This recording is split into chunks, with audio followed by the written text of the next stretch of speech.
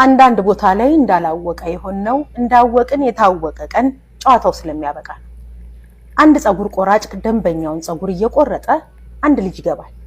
ይሄ ምን አይነት ሞኝና የሚረባውን የማያውቅ ልጅ እንደሆነ ላሳይህ ይልና 10 ብርና 50 ብር ያሳየውና መርጠህ የፈለከውን ውሰድ ሲለው 10 ብሩን ይዞ ልጅ ይወጣል።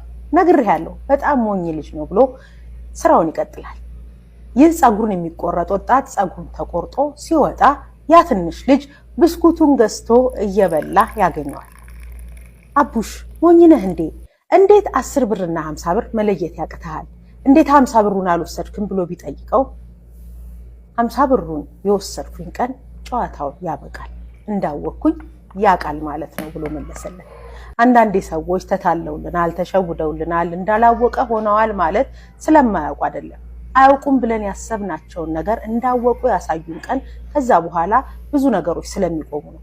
ሰዎች እንዳላወቁ ሲሆኑልን፣ ሰዎች እንዳላወቁ ሲሆኑላችሁ ሞኝ ሆኖ አይደለም።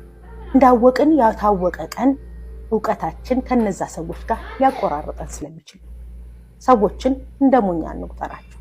አንዳንዶች እያወቁ ነው እንዳላወቁ የሆኑት።